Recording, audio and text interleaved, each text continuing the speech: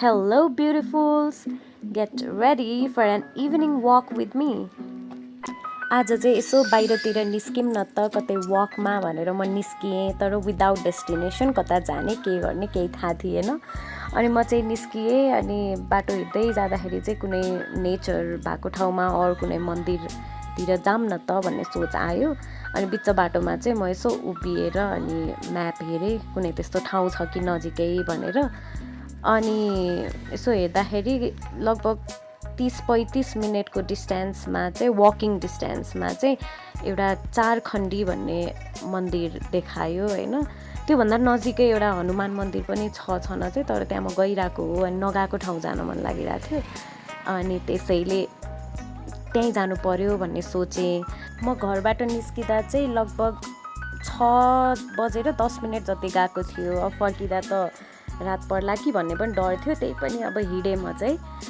अनि यसो वरिपरिको नजारा हेर्दै ओर्दै गएँ अनि त्यो मन्दिर चाहिँ दधिकोटतिर पर्ने रहेछ अनि त्यसपछि म चाहिँ मेरो घरबाट पानी ट्याङ्की हुँदै अनि चित्रपुर होला सायद त्यही बाटो हुँदै ठिमी बिरुवा रोड भन्छ कि त्यहीँबाट हुँदै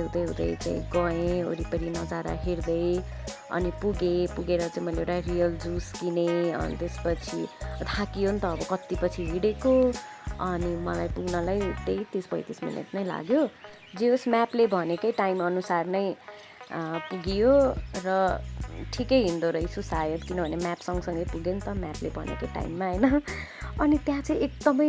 चराचुरुङ्गीको आवाज क्या अलि बढी चाहिँ कागहरू कराउने क्या अनि मलाई त यस्तो डर लाग्यो अब साँझ पर्दै गइरहेछ है अनि काग कराउने क्या एकदमै अनि पुरै सुनसान ठाउँ छ है एउटा पसल त नजिकै थियो अनि 1-2जना मान्छेहरू त थिए अलिअलि मात्रै हिँड्दा रहेछन् अनि अब त्यही पनि एकछिन चाहिँ बसेँ होइन डरलाई काबुमा राखेर अब के नै हुन्छ र भन्ने जस्तो पनि सोच आयो अनि त्यसपछि